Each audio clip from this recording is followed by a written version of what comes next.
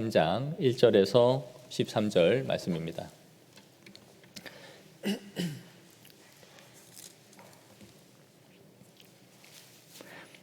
교독하겠습니다. 아브라함이 애굽에서 그와 그의 아내와 모든 소유와 롯과 함께 네겝으로 올라가니 아브라함에게 가축과 은과 금이 풍부하였더라. 그가 네겝에서부터 길을 떠나 베델에 이르며 베델과 아이 사이 곧 전에 장막쳤던 곳에 이르니 그가 처음으로 제단을 쌓은 곳이라. 그가 거기서 여호와의 이름을 불렀더라. 아브라함의 일행 롯도 양과 소와 장막이 있으므로 그 땅이 그들이 동거하기에 넉넉하지 못하였으니 이는 그들의 소유가 많아서 동거할 수 없었음이니라. 그러므로 아브라함의 가축의 목자와 롯의 가축의 목자가 서로 다투고 또 가나안 사람과 브리스 사람도 그 땅에 거주하였는지라. 아브라함이 롯에게 이르되 우리는 한 친족이라. 나나 너나 내 목자나 내 목자나 서로 다투게 하지 말라. 내 앞에 온 땅에 있지 아니하냐. 나를 떠나가라. 내가 좌하면 나는 우하고 네가 우하면 나는 좌하리라. 이에 롯이 눈을 들어 요단 지역을 바라본즉 소알까지 온 땅에 물이 넉넉하니 여호와께서 소돔과 고모라를 멸하시기 전이었으므로 여호와의 동산 같고 애굽 땅과 같았더라. 그러므로 롯이 요단 온 지역을 택하고 동으로 옮기니 그들이 서로 떠난지라. 아브람은 가나안 땅에 거주하였고 롯은 그 지역의 도시들에 머무르며 그 장막을 옮겨 소돔까지 이르렀더라. 함께 읽겠습니다. 소돔 사람은 여호와 앞에 악하며 큰 죄인이었더라. 아멘.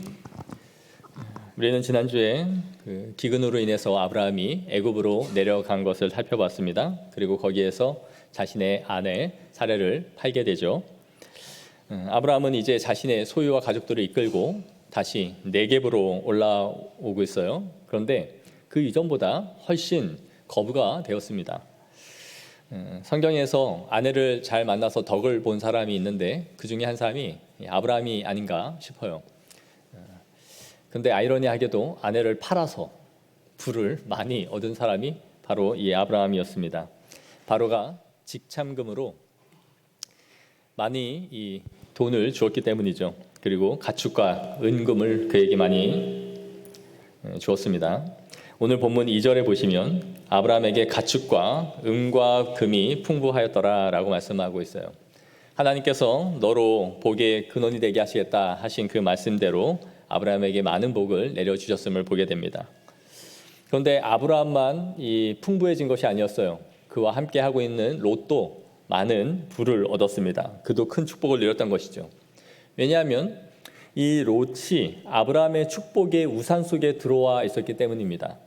아브라함만 복을 받은 게 아니라 아브라함의 주변에 있는 그와 함께하고 있는 모든 가족들이 아브라함의 복 안으로 들어와 있었기 때문에 그의 장막 안에서 롯도 쉼과 평안함과 부를 함께 얻어갔던 것이죠. 우리 그리스도인들이 축복의 통로라는 것은 바로 그런 의미입니다. 하나님과 함께하는 사람 옆에 있으므로 그 주변에 있는 사람들이 은혜와 복을 함께 누려 나가는 거예요. 우리가 우리의 가정 안에서, 우리의 가정에서, 또 우리의 직장에서 우리의 모든 동료나 모든 사람들이 우리 그리스도인들로 말미암아 은혜와 복을 누려야 됩니다. 그것이 우리에게 주신 축복의 통로요, 하나님의 자녀들이 줄 수 있는 삶의 큰 영향력이다라고 할 수 있습니다.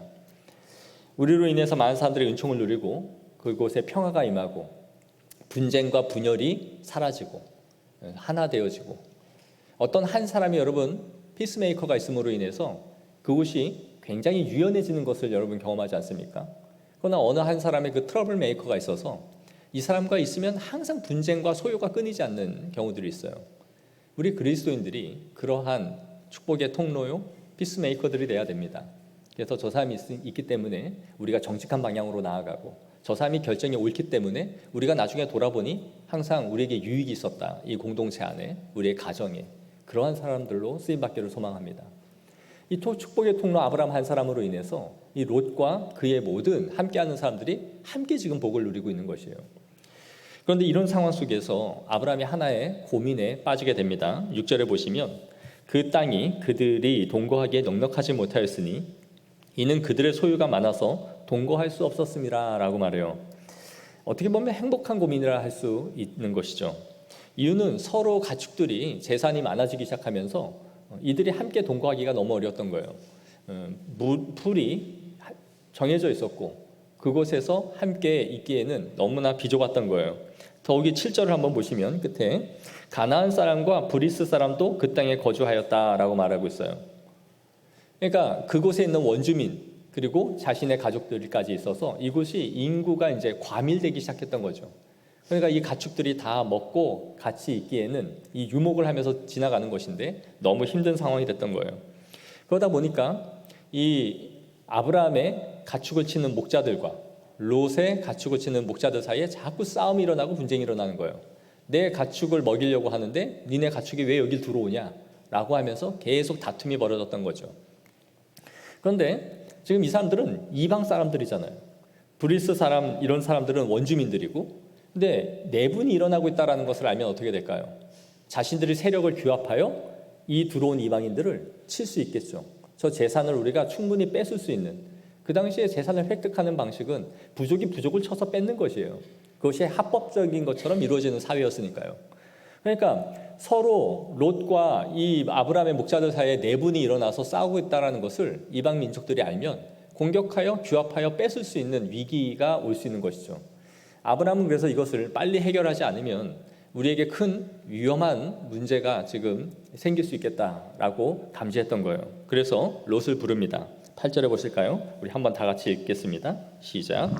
우리는 아브라함이 롯에게 이르되 우리는 한 친족이라 나나 너나 내 목자나 내 목자나 서로 다투게 하지 말자. 네 앞에 온 땅이 있지 아니하냐 나를 떠나가라. 네가 좌하면 내가 우하고 네가 우하면 나는 좌하리라.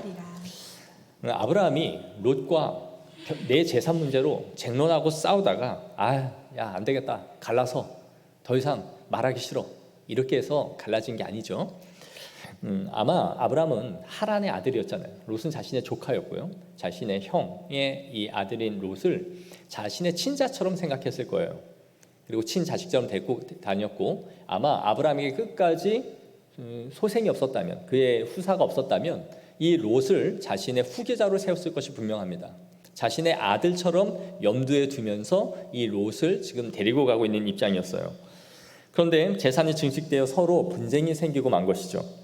그러자 너가 원하는 곳을 네가 먼저 선택하고 떠나라. 그러면 나는 그 반대편에 가겠다라고 그에게 이 선택의 우선권을 롯에게 먼저 준 것이죠. 우리는 이것을 보면서 아브라함이 어떤 마음을 갖고 있는 사람인지 어떤 성격의 소유자인지를 우리가 보게 해줍니다. 아브라함은 자신의 이해관계에 따라서 이해타산적으로 판단을 하고 롯을 강압적으로 밀어낸 것이 아니에요. 오늘 우리로 보면 충분히 그럴 수 있는 위치에 아브라함이 있지 않았을까요?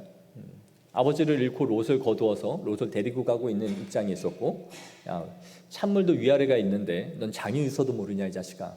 내가 너한테 그렇게 많은 은혜를 베풀었으니 내가 먼저 선택할게. 네가 그 다음 다른 곳을 선택해라 라고 할 수 있었을 거예요. 그런데 아브라함이 그런 권위 아닌 그런 권위를 가지고 그를 찍어 누르면서 한 것이 아니라 네가 먼저 선택해라. 그러면 내가 나중에 따라가겠다. 다음을 선택할게 라고 말했던 것이죠. 저는 사역을 하면서 가끔 신방을 하다 보면 이 재산 분쟁 때문에 종종 싸움이 일어난 그런 가정들을 보게 됩니다. 그리고 그것으로 인해서 기도 부탁을 하고 법정 소송까지 가는 경우들을 보게 돼요. 목사님, 이 문제가 최대한 원만하게 잘 해결될 수 있게 해달라고 기도 부탁을 하는 것이죠. 그런 분들 중에는 기독교인이지만 세속적인 생각을 버리지 못하고 무엇이든 내가 더 많이 갖겠다 하는 이러한 욕구 때문에 싸우는 분들도 혹 있을지는 모르지만 그런 개 중에는 대부분의 것을 그냥 내어주고 아주 극히 적은 부분만을 그냥 갖고 끝내려고 하는데도 그조차도 뺏으려고 하여 분쟁이 되는 경우들을 보게 됩니다. 그래서 결국 할 수 없이 법정까지 가게 되는 것이죠. 누가복음 12장에 보면 예수님 앞에 어떠한 한 사람이 와서 이렇게 간청하는 것을 보게 됩니다. 보시면 선생님, 내 형을 명하여 유산을 나와 나누게 하소서. 당신의 권위를 가지고 우리 형에게 가서 재산을 나누라고 그렇게 말해달라라는 것이죠. 그랬더니 예수님이 뭐라고 말씀하십니까? 이르시되 이 사람아 누가 나를 너희의 재판장이나 물건 나누는 자로 세웠느냐 하시고 그들에게 이르시되 삼가 모든 탐심을 물리치라. 사람의 생명이 그 소유에 넉넉한 데 있지 아니하니라. 다투는 것이 서로 탐심 때문에 일어난 것이라면 우리는 내어주는 쪽을 선택하는 것이 옳을 것입니다. 그리고 그들에게 우리가 바라보고 소망하는 것이 무엇인지를 보여줄 수 있는 중요한 기회가 되는 것이죠. 더 갖기 위해 쟁투하고 싸움을 벌이고 법정에서 이겨서까지라도 뺏어오려는 그러한 마음이 아닌 내가 하늘의 소망을 두고 살아가는 삶이다라는 것을 보여주는 기회인 것입니다. 혈과 육의 싸움으로 인해 우리가 그들과 동일한 사람들이 아니라 하나님의 나라를 소유했기에 넉넉한 사람들임을 나타내 보여주어야 하는 것이죠. 결국 그 법정에서 이겨서 자신이 원하는 만큼의 재산을 가져왔다 한들 결국은 형제 사이에 다 의절하고 담을 쌓고 명절이 돼도 서로 연락하지 않는 그러한 삶을 살아가게 되는 것이 얼마나 비극적인 일입니까? 오히려 그들이 원하는 것을 주고서라도 그들의 영혼을 얻기를 바라고 우리의 심령이 무엇보다 피폐해지지 않기를 원하는 것이에요. 그러한 과정으로 수년 동안 민사 싸움을 벌이는 사람들의 영혼이 어떻게 되겠습니까? 그 가운데 싸우고 있는 허물 없는 허물을 서로 법정에다 갖다 내므로 계속된 싸움이 자신의 영혼을 다 고사시키는 거예요.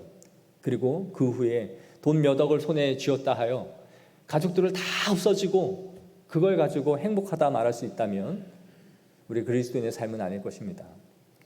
도리어 그러한 상황 속에 우리의 믿음의 넉넉함이 우리의 신앙을 보이고 저들이 정말 믿음을 가지고 살아가는 사람들이다라는 것을 보여줄 수 있는 기회가 되는 것입니다. 롯은 자신의 작은 아버지라 할 수 있는 아브라함의 이 선택권을 덥석 봅니다. 그리고 눈을 들어 요단 지역을 바라봐요. 오늘 10절에 보시면 소알까지 온 땅에 물이 넉넉하니 여호와께서 소돔과 고모라를 멸하시기 직전이었으므로 여호와의 동산 같고 애굽 땅과 같았더라. 롯이 바라본 것은 이곳이 살만한 곳인가 하는 것이었습니다. 목축을 하는 데 있어서 가장 중요한 게 뭡니까? 당연히 풀이죠. 그리고 물이에요. 자신이 보니까 지리적으로 가장 풍성하고 좋은 곳이 어딘가 봤더니 소돔, 고모라, 소알 이쪽 요단 동편 지역이다라는 것을 보한 것이죠. 봤더니 어때요? 여호와의 동산 같았다. 에덴 동산처럼 좋아 보였다는 거예요. 또 봤더니 애굽과 같았대요. 나일강이 흐르고 정말 젖과 꿀이 흐르는 것 같은 그 땅. 지금으로 보면 뉴욕 중심과 강남과 같이 모든 것이 다 있는 이곳을 바라보면서 자신이 이곳을 먼저 선점합니다. 저쪽으로 가겠습니다. 이 롯은 요단 지역을 선택했고 동편으로 나아갔습니다. 그리고 아브라함은 그냥 가나안 지역에 머물러 있었던 것이죠. 그러면서 12절에 롯은 그 지역의 도시들에 머무르며 그 장막을 옮겨 소돔까지 이르렀더라. 소돔 사람은 여호와 앞에 악하며 큰 죄인이었더라. 앞으로 그에게 어떤 일이 펼쳐질 것인지에 대한 예고를 지금 보여주고 있는 것이죠. 우리도 인생을 살아가면서 몇 번의 기회들, 선택할 만한 기회들이 있지 않습니까? 그 기회라는 것이 오늘 점심 뭐 먹을까? 콩국수 먹을까? 짜장면 먹을까? 짬뽕 먹을까? 이러한 사소한 선택이 아니라 내 인생에 획을 그을 만한 중대한 선택을 해야 되는 경우들이 종종 있죠. 학교를 어디를 진학할 것인가? 또 취업을 어디를 할 것인가? 또 결혼하는 데 있어서 이 배우자가 나에게 평생 함께 갈 사람이 맞는가? 그리고 우리에게 기회가 있다면 집을 살 만한 기회들도 있겠죠. 이러한 중대한 하나의 큰 결정들이 우리의 다음의 행보에 엄청난 영향을 미치기도 합니다. 누군가는 집을 하나 사서 수년 만에 몇 배가 올랐다고 배를 두드리고 앉아있는데 나는 투자 한번 집 하나 잘못 샀다가 오히려 마이너스 나거나 수년 동안 그 자리에 있다면 나는 재수가 없고 안목이 없고 보는 눈이 없었다라고 스스로를 자책하고 또 그런 소리를 주변 사람들이 하겠죠. 인간적으로 볼 때 롯은 정말 탁월한 선택을 했습니다. 탁월한 안목을 갖고 있었어요. 풀과 물이 넉넉하고 여호와의 동산 같고 애굽과 같은 이 입주 조건을 갖고 있는 곳을 그 사람은 볼 수 있었고 그곳을 선택했습니다. 그곳은 자신의 부를 축적할 수 있었고 앞으로 더 넓은 세계로 나아갈 수 있는 발판을 그가 획득한 것이다 라고 할 수 있어요. 모든 조건을 구비하고 있는 것을 자신이 얻은 것이죠. 하지만 롯이 보지 못하고 있는 것이 있었습니다. 그것이 무엇입니까? 영적인 눈이 없었어요.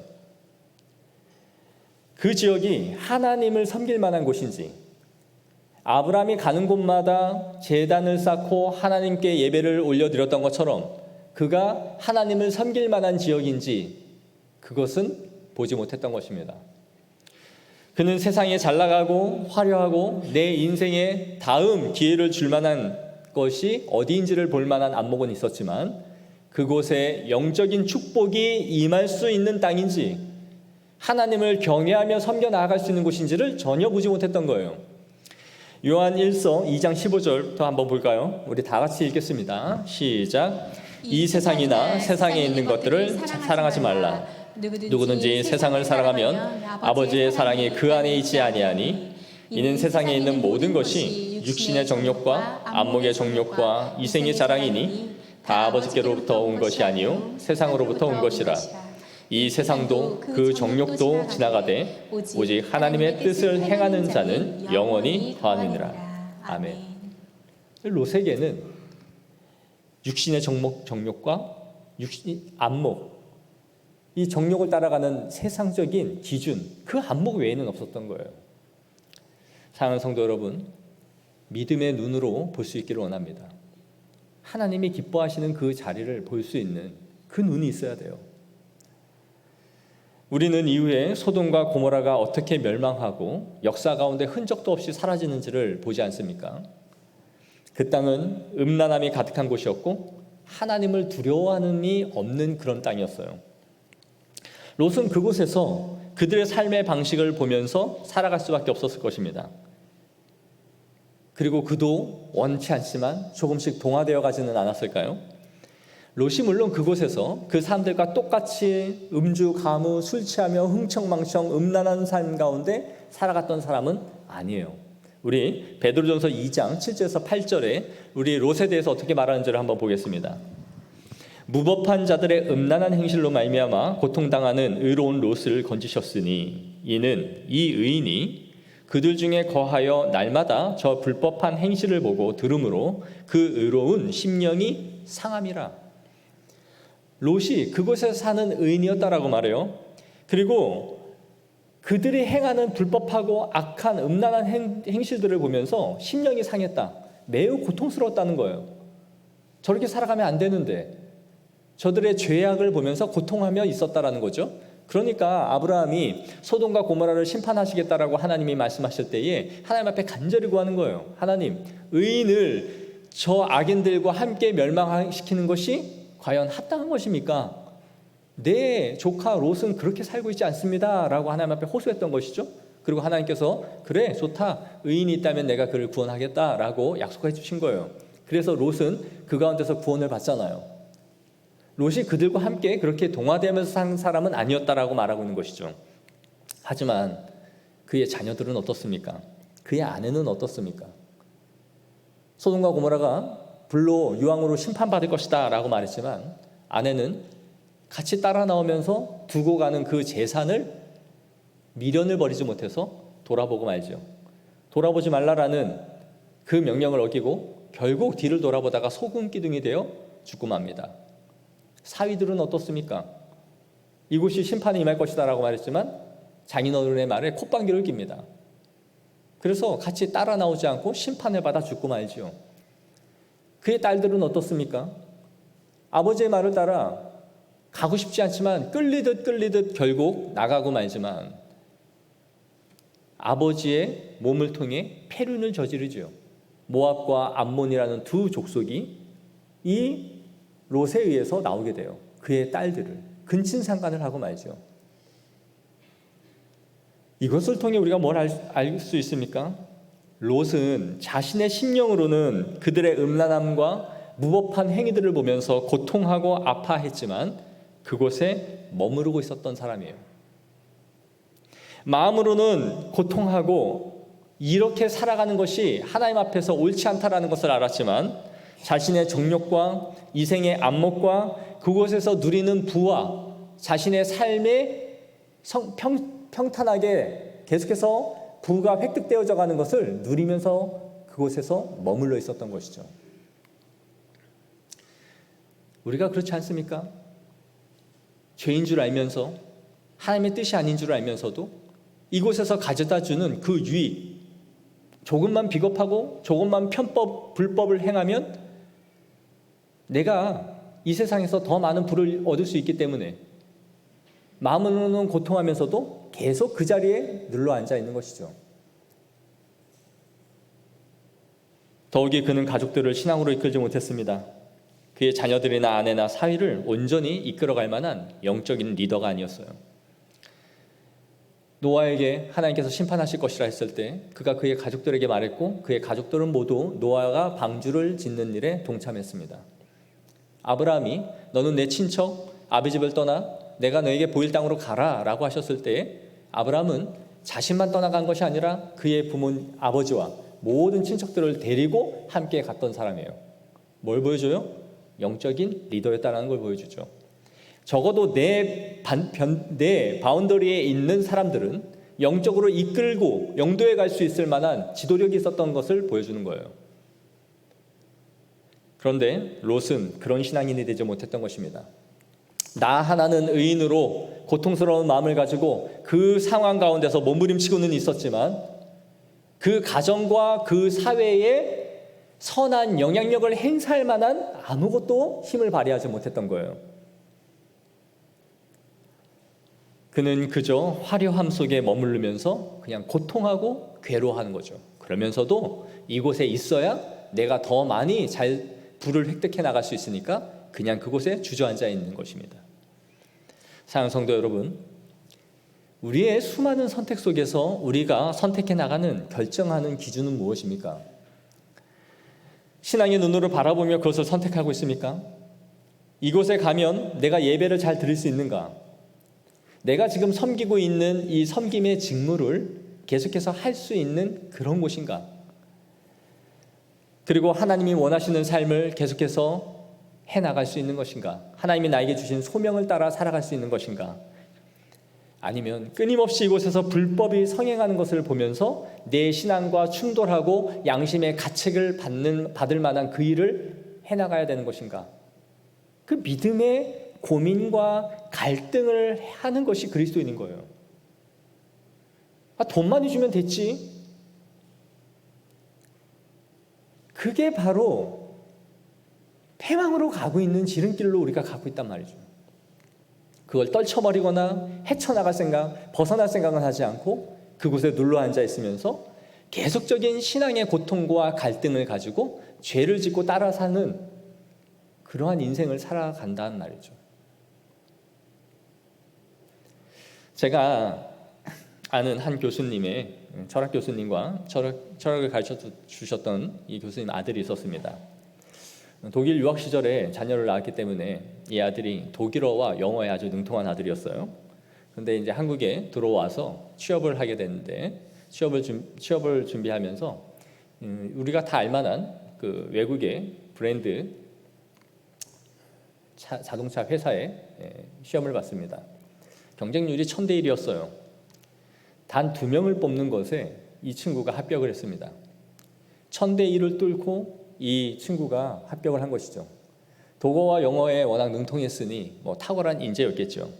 모두 축하해줬고 앞으로 이 아이가 펼쳐나갈 그 길을 축복해줬습니다. 몇 달이 지난 후에 함께 식사할 모임이 있어서 그 집에 다 같이 모였어요. 그래서 그 친구에게 어떻게 회사 생활은 잘 하고 있냐, 재밌냐 그렇게 물었더니 사표를 내고 나왔다는 거예요. 다 어안이 벙벙했어요. 1000대 1을 뚫고 들어간 외국계 회사에 그 좋은 복지와 모든 것이 보장되어 있는 곳에 왜 몇 개월 만에 나왔냐라고 했더니 이 친구가 하는 말이 자기가 영업직으로 들어갔는데 회사 카드로 쓸 수 있는 돈이 한 달에 수천만 원이래요. 근데 자기가 아침에 출근해서 저녁 새벽까지 이 사람들을 만나고 다니면서 계속 영업을 해야 된다는 거예요. 뭘로요? 술접대로요. 뭐 한도도 없는 그 정도의 돈을 가지고 계속 술을 먹이고 2차, 3차를 끌고 가고 주말에 골프 접대하고 그런 일을 해야 됐겠죠. 이 친구가 이 신앙의 양심에 고통이 너무 심했던 거예요. 아, 내가 이런 식으로 연봉도 많이 주고 버티기만 하면 길이 열리는 이런 회사인데 과연 계속 이렇게 내가 앞으로 얼마만큼 버틸 수 있을까? 이 양심의 고통이 신앙의 충돌이 너무 심했던 거죠. 결국은 상의하고 제가 나와야겠다라고 한 거예요. 우리는 잘했다라고 했습니다. 잘했다. 네 믿음을 저버리고 그 양심을 저버리면서까지 그 인생의 가도를 네가 달려가기 위해 하는 것은 하나님의 백성으로선 합당하지 않았던 것이죠. 그래서 그 친구가 앞으로 취업의 문이 닫혔을까요? 그렇지 않아요. 결혼하고 다음의 길로 계속 잘 나아갔습니다. 사람들은 인생의 선택의 기회가 자신에게 주어지고 그 선택으로 자신의 삶이 결정된다라고 생각해요. 선택은 물론 매우 중요한 것입니다. 그 한 번의 선택으로 많은 것이 좌우될 만한 선택들이 있죠. 그러나 그것이 그의 인생을 결정하는 것이 아니에요. 롯은 세상적으로 볼 때에 가장 탁월한 결정을 했고 아브라함은 가장 미련한 결정을 한 거예요. 그에게 선택권을 주어서는 안 되는 거예요. 자신의 모든 앞으로의 다음 스텝이 결정될 만한 것을 그에게 양보해서는 안 되는 것이에요. 그런데 그가 그것을 내어주고 만 것이죠. 여러분, 만약에 아브라함이 집에 와서 사라한테 오늘 롯이랑 내가 단판을 줬어. 자꾸 목자들끼리 서로 싸우고 그래가지고 이 분쟁이 계속 너무 심해져서 내가 롯한테 먼저 결정하라 그랬어. 그래서 걔가 요단 동편으로 가기로 했어. 어땠을까요? 어이구 인간아 등신아 네가 늘 하는 게 그렇지. 등장 스매싱을 날리고 걔가 당신 덕에 잘 된 거 아니야?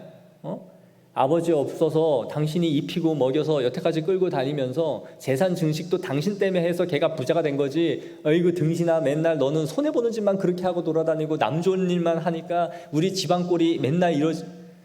여러분들 하는 말이죠. 아브라함이 이 결정을 하고 와서 사례한테 말을 했을 때 좋은 소리 들었겠냔 말이에요. 호구짓은 혼자 다 하고 있고 남 좋은 일 하고 있다고 그 소리 했겠죠. 아브라함이 몰랐을까요? 아브라함은 어떻게 그 결정을 할 수 있었을까요? 그가 손내먹을 것이다라는 생각 안 했을까요? 누가 봐도 좋은 땅인 거 다 알아요. 얘한테 기회 주면 그 자리 선점할 거라는 건 알고 있어요. 그런데 어떻게 아브라함이 이걸 했겠느냐 말이에요. 그것을 우리 히브리서 기자가 말해줘요. 히브리서 11장 9절에서 10절입니다. 우리 다 같이 한번 읽겠습니다. 시작. 믿음으로 그가 이방의 땅에 있는 것 같이 약속의 땅에 거류하여 동일한 약속을 유업으로 함께 받은 이삭 및 야곱과 더불어 장막에 거하였으니 이는 그가 하나님이 계획하시고 지으실 터가 있는 성을 바라봤음이라. 아멘. 아브라함은 그저 하나님이 약속의 땅 주신 이 땅만을 바라본 것이 아니었다라고 말하고 있어요. 하늘에 지으실 하나님이 계획하신 그 터, 그 성을 바라봤다. 즉 하늘의 유업을 바라볼 수 있었던 사람이 바로 아브라함이었던 거예요. 롯이 보는 땅은 오직 이 땅에서 거하고 이 땅에서 잘 되는 곳을 바라봤지만 아브라함은 거기에 국한되지 않았다는 거죠. 하늘나라의 유업을 볼 수 있는 영적인 눈을 바라봤기에 그것을 과감하게 내어줄 수 있는 힘이 있었던 거예요. 또 그가 무엇을 기억했을까요?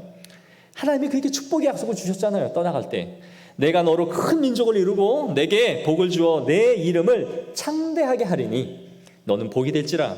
너를 축복하는 자에게는 내가 복을 내리고 너를 저주하는 자에게는 내가 저주하리니 땅의 모든 족속이 너로 말미암아 복을 얻을 것이라. 내가 너한테 양보하여 네가 그 땅을 가져간다 할지라도 하나님이 예비하시고 약속하신 그 복이 나에게 임할 것이다 라는 것을 믿은 거죠. 그거 줘서 내 인생이 끝이 나고 쫑이 나버리는 것이 아니라 하나님이 나를 복되게 하실 것이다, 네가 복의 근원이 된다라고 말씀하셨기에 그 복을, 하나님이 예비하신 복을 그 누구도 빼앗아갈 것이 아니다, 그 힘과 파워가 이 삶으로 드러난 것이에요. 그 넉넉함, 하나님이 나를 복되게 하는 것이지 인간의 선택 하나하나 그것 때문에 내 인생이 결정나서 실패로 나락으로 가지 않을 것이다. 그것이 바로 믿음의 결정인 거예요. 사랑하는 성도 여러분, 롯과 같이 탁월하고 안목을 갖고 있는 선택을 할 수 있죠. 그러나 그 결과도 아름다운 결과를 내는 것은 아닙니다. 아브라함과 같이 미련하게 이 결정권을 누군가에게 줄 수도 있죠. 그러나 그렇기 때문에 그가 곤두박질 치는 것도 아니고 손해를 보고 억울한 일을 당하는 것도 아니에요. 우리에게 예비하신 하늘의 은총과 복이 주님께서 주실 것을 믿는 것이죠. 그 넉넉함이 이 땅에 살아가는 데 있어서의 우리의 힘으로 드러나는 것이에요. 남을 짓밟고 쟁투하고 뺏지 않으면 안 되는 이러한 인생 속에서도 넉넉히 내어줄 수 있고 하나님이 복되게 하실 것을 바라보며 우리에게 주신 최고의 복이 하늘에 있음을 믿기에 우리는 그러한 삶을 살아갈 수 있는 것인 줄 믿습니다. 사랑하는 성도 여러분, 그렇게 믿음으로 바라보고 나아가는 성도들을 하나님께서는 끝까지 인도하시며 우리를 복되게 하실 것입니다. 결코 우리를 손해되게 하시고 억울한 일을 당하게 하지 않으실 것을 믿습니다. 그것을 믿고 나아가십시오. 그리고 우리에게 주신 이 약속의 부요함과 능력을 알고 믿고 나아가는 성도들이 이 세상을 살아가는 동안 넉넉하게 베풀고 유연하게 살아갈 수 있는 줄 믿습니다. 그 은혜를 믿고 나아가는 믿음의 성도들이 되어지기를 소망합니다. 기도하겠습니다. 하나님 아버지, 우리가 인생을 살아가면서 참 많은 결정들을 해나가야 합니다. 선택을 할 때마다, 인생의 기로에 설 때마다 우리가 염려하고 고민하지만 그 가운데서 믿음의 눈으로 볼 수 있는 안목을 허락하여 주시옵소서. 하나님을 사랑하는 마음으로 믿음의 결정을 해나갈 때에 그의 인생을 여시고 그의 삶을 복되게 하시며 우리가 내어준 것 그 이상으로 넘치게 채워주실 하나님임을 믿고 나아가는 믿음의 성도들이 되게 하여 주옵소서. 그리하여 이 다툼과 분쟁과 분열과 남을 쓰러뜨리고 넘어뜨리는 이 치열하고 비열한 이 경쟁사회 속에서 우리가 하나님의 복을 누리며 남을 세워갈 수 있는 거룩한 믿음의 성도들이 될 수 있도록 오늘도 은혜를 내리워 주시옵소서. 전능하신 우리 주 예수 그리스도 이름으로 기도하옵나이다. 아멘. 교회 소식 전해드리겠습니다. 새로 오신 분들 환영하고요. 예배 후에 저를 만나고 가시면 감사하겠습니다. 교리대학 매주 수요일